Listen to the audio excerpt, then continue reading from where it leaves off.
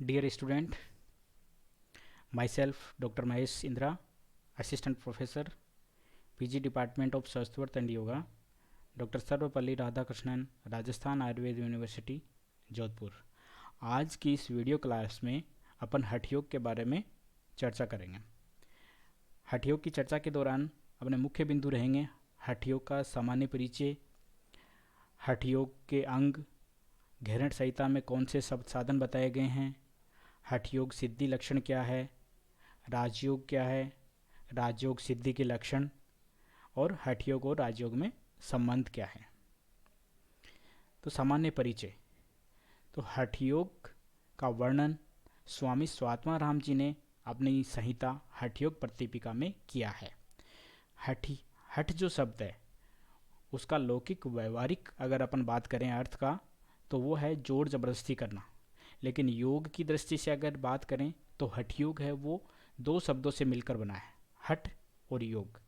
योग का अर्थ है एक के होना, सम्मिलित होना, मिलना, जुड़ना, एक होना, यानी किसी चीज़ के सम्मिलित होने में जुड़ने के अर्थ में अपन योग का प्रयोग करते हैं। और जो हठ शब्द है वो उसमें दो अक्षर आए हैं, है और ठे। है क्या है और ठे क्या है ये आगे अपन चर्चा करेंगे। योग का अर्थ एकीकरण। देन हकार है कथित सूर्य ठकारस चंद्र उच्यते, सूर्य चंद्रम अशो योगात हठ योगो निगदते। मतलब क्या है, हकार कथित सूर्य, हकार से है से हकार से तात्पर्य सूर्य से है और ठकार यानी ठे से तात्पर्य है वो चंद्रमा से है। और सूर्य और चंद्रमा दोनों का एक होना ही क्या है, हठ योग है। इसको डिटेल में अपन थोड़ा सा देखते हैं। तो है से हकार शब्द प्रयुक्त होता है का तात्पर्य हकार, और हकार है वो सूर्य को संबोधित करता है, सूर्य के अर्थ में प्रयुक्त होता है। और जो नाड़ी है वो सूर्य नाड़ी कहलाती है, और इससे जो स्वर बहता है वो सूर्य स्वर है, जो अपना दायां यानी दक्षिण स्वर है। दाएं नोस्ट्रिल से यानी दक्षिण साइड से जो स्वर है वो दक्षिण स्वर है, और इसे सूर्य नाड़ी है, इसको पिंगला नाड़ी भी बोलते हैं। और इसमें प्राण वायु का प्रवाह है होता है, और इसमें जो ऊर्जा है वो धनात्मक यानी पॉजिटिव ऊर्जा बहती है। इससे अपन सूर्य नाड़ी से अपन गंगा शब्द से भी इसको प्रयुक्त करते हैं, या गंगा भी इसके अर्थ में प्रयुक्त होती है। इसी प्रकार ठे से तात्पर्य ठकार, जो चंद्रमा शब्द यानी चंद्र के अर्थ में प्रयुक्त होता है। और जो नाड़ी है वो चंद्र नाड़ी, और इसमें जो स्वर बहता है वो चंद्र स्वर है, जो अपने शरीर का बायां या वाम स्वर भी इसको बोलते हैं, बायां स्वर बोलते हैं। और बाईं यानी लेफ्ट नोस्ट्रिल में यह स्वर रहता है। इसकी तुलना चंद्र नाड़ी की तुलना ईड़ा नाड़ी से करते हैं, और इसमें अपान वायु का प्रवाह इसमें होता है। और ऋणात्मक ऊर्जा यानी नेगेटिव जो है, पॉजिटिव और नेगेटिव का मतलब नकारात्मक नहीं, जो नेगेटिव ऋणात्मक ऊर्जा, ठीक है। और इसकी तुलना अपन यमुना से करते हैं। तो हठ योग क्या है, हठ योग सामान्यतः हठ योग वह क्रिया है जिसमें क्या करते हैं अपन ईड़ा और पिंगला नाड़ी के सारे दोनों, ईड़ा और पिंगला, ईड़ा लेफ्ट साइड और पिंगला राइट साइड, नाड़ी के सारे जो अपने प्राण हैं वो सुषुम्ना नाड़ी के मार्ग से नीचे कुंडलिनी जागरण से ब्रह्म कुंडली जागरण से और षट चक्रों के द्वारा होते हुए, षट चक्र जो बताए गए हैं मूलाधार स्वादिष्ठान, इन चक्रों के माध्यम से होते हुए ब्रह्मरंध्र में उसको ले जाया जाता है, तो हठ योग कहलाता है।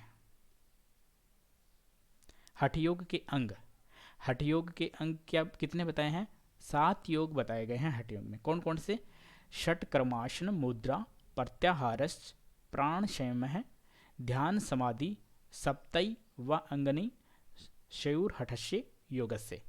षटक्रम, आसन, मुद्रा, प्रत्याहार, प्राणायाम, ध्यान समाधि और समाधि, ये 7 अंग हठ योग में बताए गए हैं। इसके बाद घेरण संहिता में भी योगी के सब साधन बताए गए हैं, मतलब 7 गुण बताए गए हैं उसमें, कि ये 7 गुण योगी में होने चाहिए, योग साधक में होने चाहिए। कौन कौन से, शोधनम दृढ़ता चैव स्थैर्यम धैर्यम च लाघवम प्रत्यक्षम च निर्लिप्तम च घटस्य सप्त साधनम। कौन कौन से हैं? शोधन, दृढ़ता, स्थैर्य, धैर्य, लघुता, प्रत्यक्षम, निर्लिप्त। ठीक है, तो सबसे पहले शोधन। शोधन मतलब शोधन का अर्थ यहाँ पर दोनों है, शारीरिक और मानसिक शोधन। मानसिक शुद्धि, शुद्धता से है, स्वच्छता से है, जो शारीरिक और मानसिक दोनों तरह की है। दृढ़ता, दृढ़ता से तात्पर्य क्या है? दृढ़ता से तात्पर्य यहाँ पर केवल शारीरिक शक्ति से नहीं है, बल्कि यहाँ पर उसके मानसिक, उसके विचार, उसके भावनात्मक शक्ति है, वो भी दृढ़ता को यहाँ पर संबोधित करती है। इसके बाद में आता है स्थैर्य। स्थैर्य मतलब स्थिरता। ये पातंजल योग सूत्र में भी स्पष्ट लिखा है, स्थिर सुखम आसनम, मतलब आप में सबसे पहले स्थिरता आनी चाहिए, आपके शरीर में स्थिरता होनी चाहिए, आपके पोस्चर में स्थिरता होनी चाहिए, तब आप जाकर के फिर मन को स्थिर कर पाएंगे। फिर धैर्य। धैर्य क्या क्या है? व्यक्ति है ऐसा हो, योग साधक ऐसा हो जो व्यक्ति विशेष यानी परिस्थितियों से प्रभावित नहीं हो, अप्रभावित हो, ऐसा व्यक्ति होना चाहिए, यानी उसमें धैर्य होना चाहिए। लघुता, लाघवता से मतलब शरीर में लघुता होनी चाहिए। प्रत्यक्षम, प्रत्यक्ष का अर्थ है मतलब व्यक्ति क्या? ग्रहणशील होना चाहिए। किनका? सूक्ष्म और आंतरिक भावों को मन से ग्रहण करने वाला होना चाहिए। ठीक है, इसके बाद में आता है निर्लिप्तम। निर्लिप्त का अर्थ है समाधि भी निर्लिप्त के अर्थ में प्रयुक्त करते हैं, और इसके का जो सही मायने में जो अर्थ है वो है मन की अनासक्त अवस्था। मन की अनासक्त अवस्था को अपन निर्लिप्त की अवस्था कहते हैं। ये 7 गुण योग साधक के लिए आवश्यक बताए गए हैं। ये साधक ये 7 गुण कैसे प्राप्त करेगा, इसके बारे में अगले श्लोक में घृण संहिता में बताया गया है। क्या? षट्कर्मणा शोधनम च आसनेन भवेद् दृढ़म मुद्रया स्थिरता चैव प्रत्याहारेण धीरता प्राणायाम लाघवम च ध्यान प्रत्यक्षम आत्मानि समाधिना च निर्लिप्तम मुक्तिरेव च न संशय। यानी षटकर्म, षटकर्मणाम शोधनम, शोधन की प्राप्ति किससे होती है? शोधन किससे करेंगे आप? षटकर्मों से शरीर का शोधन करेंगे। चाहे आसनेन भवे दृढ़म, और आसन से शरीर को क्या होती है? दृढ़ता प्राप्त होती है। मुद्रया स्थिरता, मुद्रा के अभ्यास से शरीर में क्या आती है? स्थिरता आती है। और प्रत्याहारेण धीरता, प्रत्याहार के अभ्यास से धैर्य, धीरता। और प्राणायामम लाघवम, प्राणायाम के अभ्यास से शरीर में लघुता आती है। ध्यान प्रत्यक्षम आत्माने, ध्यान के अभ्यास से क्या आता है? प्रत्यक्ष का अभ्यास होता है, आत्मा से उसका साक्षात्कार होता है। और समाधिनाम च निर्लिप्तम मुक्ति, और समाधि यानी निर्लिप्तता से बिना संशय मुक्ति प्राप्त होती है। समाधि का अभ्यास करोगे आप, ठीक है, तो उससे आपको बिना संशय के मुक्ति प्राप्त होती है। इसके बाद में हठयोग सिद्धि के लक्षण बताए गए हैं। हठयोग सिद्धि के क्या लक्षण है? वपु कृशत्वम, वदने प्रसन्नता, नाद स्फुटत्वम, नयनम सुनिर्मले, अरोगता, बिंदुजयो, अग्निदीपनम, नाड़ी विशुद्धि, हठयोग लक्षणम। तो इसमें क्या होता है? वपु कृशत्वम यानी शरीर है वो क्रस हो जाता है। क्रस का मतलब यहाँ पर दुर्बलता से नहीं है, मतलब ओबेसिटी है तो वो 7वें अवस्था में आ जाता है, शरीर उसका क्रश हो जाता है। वदने प्रसन्नता, मुख पर उसके प्रसन्नता आ जाती है, वदने प्रसन्नता। नाद स्फुटत्वम, उसका जो स्वर है वो स्पष्ट हो जाता है। नए नए सुनिर्मले, उसके नेत्र हैं वो बिल्कुल निर्मल हो जाते हैं। अरोगता, किसी प्रकार के रोग उसको नहीं रहते हैं, आरोग्य को प्राप्त होता है। बिंदु जय, वीर्य पर वो जय प्राप्त कर लेता है। अग्नि दीपनम, उसकी अग्नि है वो दीप्त हो जाती है। नाड़ी विशुद्धि, और उसकी नाड़ियाँ का शोधन हो जाता है, नाड़ियाँ शुद्ध हो जाती हैं। हठ योग लक्षण, ये हठ योग के लक्षण हैं।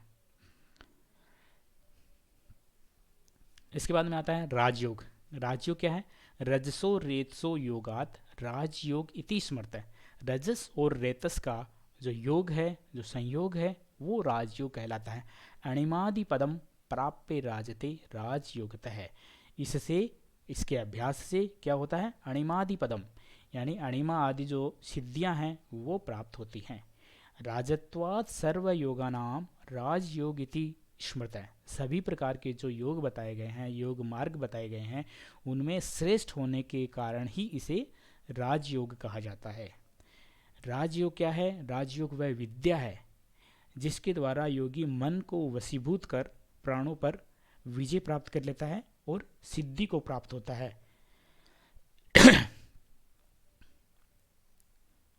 राजयोग सिद्धि के लक्षण: नित्य अनित्य स्वरूपाणाम पदार्थानां विवेकतः त्रिगुणां त्रिभावानां अपि नित्यं विमर्श शक्तिम आध्यात्मिकं यत्र योगिनां व्रजतां स्वतः चित्तवृत्ति निविरोधः स्याद राजयोग एवं उच्यते।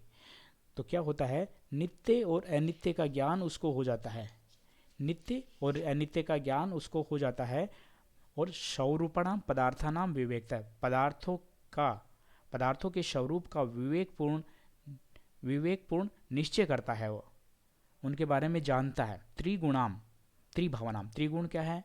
त्रिगुण सत्व रज और तम कहे गए, और त्रिभाव क्या है? त्रिभाव राग द्वेष और ईर्ष्या कहे गए हैं।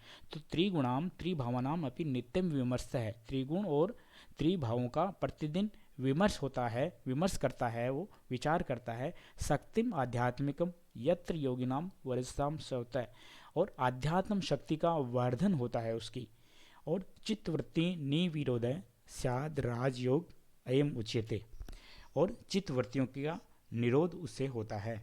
ये राजयोग सिद्धि के लक्षण कहे गए हैं। हठयोग और राजयोग में संबंध: तो हठम विना राजयोगम, राजयोगम विना हठ है, न सिद्ध्यति ततो युग्म मा निष्पतः संभेषित। हठयोग और राजयोग हैं वो एक सिक्के के दो पहलू हैं, अर्थात हठयोग के बिना राजयोग की सिद्धि संभव नहीं है, और राजयोग के बिना हठयोग की सिद्धि संभव नहीं है। न सिद्ध्यति तपो, अर्थात जब तक सिद्धि प्राप्त नहीं हो जाए तब तक युग्म के रूप में, यानी हठयोग और राजयोग दोनों का अभ्यास करते रहना चाहिए।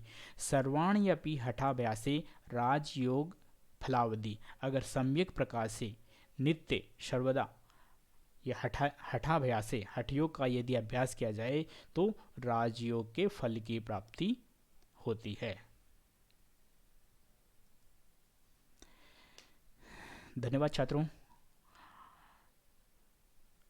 इस वीडियो से संबंधित अगर आपका कोई क्वेश्चन है, कोई कमेंट है, कोई अन्य ओपिनियन है, तो आप मेरी मेल आईडी mahesndr4@gmail.com या व्हाट्सएप नंबर 9928833120 पर अवश्य भेजें। धन्यवाद।